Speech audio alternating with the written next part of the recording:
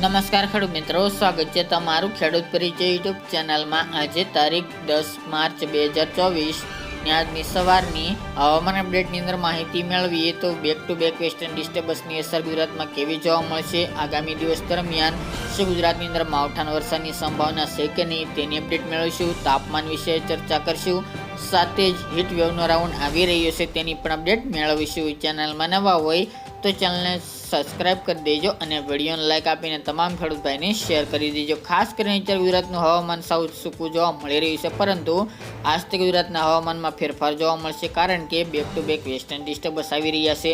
અત્યારે આગામી 3 દિવસ દરમિયાન ગુજરાતની અંદર વેસ્ટર્ન ડિસ્ટર્બન્સની અસર જોવા મળશે।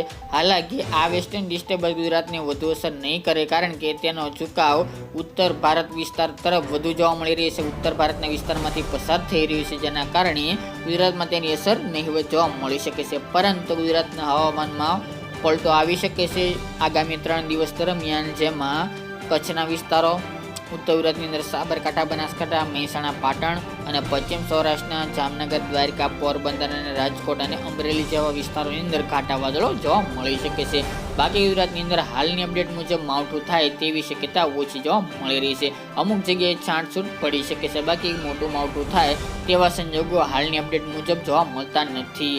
આ વેસ્ટર્ન ડિસ્ટર્બન્સને કારણે ઉત્તરના રાજ્યોની અંદર, જેમાં દિલ્હી, હરિયાણા, પંજાબ, રાજસ્થાન સહિતના ભાગોની અંદર વરસાદની આગાહી કરી છે હવામાન વિભાગે, સાથે જ હિમવર્ષા થવાની પણ તેમણે આગાહી કરી છે। પરંતુ ગુજરાતની અંદર હાલનો લેટેસ્ટ અપડેટ મુજબ ગુજરાતની અંદર કોઈ માવઠાની શક્યતા જણાતી નથી, કારણ કે આનો ઝુકાવ વધુ ઉત્તર ભારતના વિસ્તાર તરફ છે, એટલા માટે એટલે કોઈ ખેડૂત ભાઈને ડરવાની જરૂર નથી। પરંતુ આગામી 3 દિવસ દરમિયાન તાપમાનમાં 2 થી 3 ડિગ્રીનો વધારો થઈ શકે છે, સાથે ઝાકળ વરસાદનો રાઉન્ડ હળવો જોવા મળે, એટલે કે અમુક જગ્યાએ ઝાકળ વરસાદ નોંધાય તેવી સંભાવના રહેલી છે। ખાસ કરીને વાત કરીએ તો આજથી લઈને 15 માર્ચ સુધીની આગાહી મુજબ ક્યારેક પવનનું જોર જોવા મળશે અમુક વિસ્તારોની અંદર, તેમજ લઘુત્તમ તાપમાન 16 થી લઈને 19 ડિગ્રી રાત્રિ દરમિયાન જોવા મળશે, અને મહત્તમ એટલે કે બપોરનું તાપમાન 34 થી લઈને 37 ડિગ્રીની રેન્જમાં જોવા મળે તેવી સંભાવના રહેલી છે। બેક ટુ બેક બે વેસ્ટર્ન ડિસ્ટર્બન્સ આવી રહ્યા છે, પરંતુ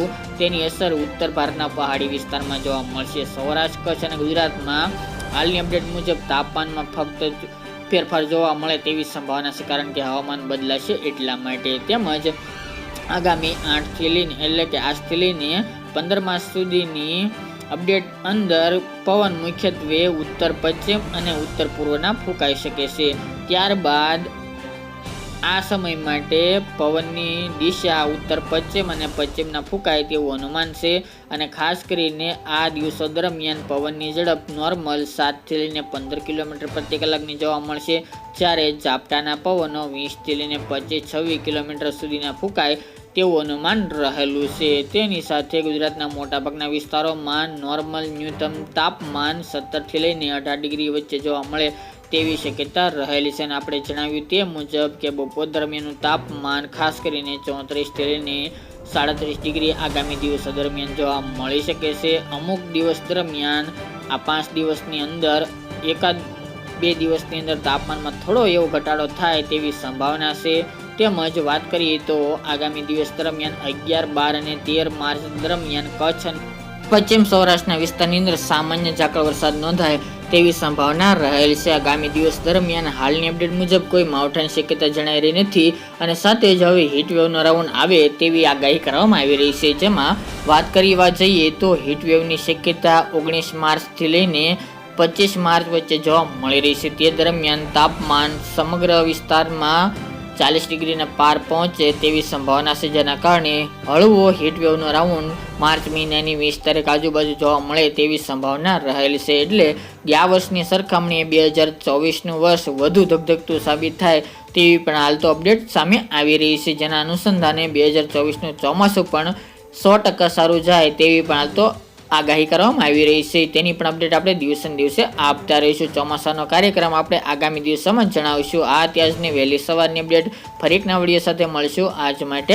આટલું જ।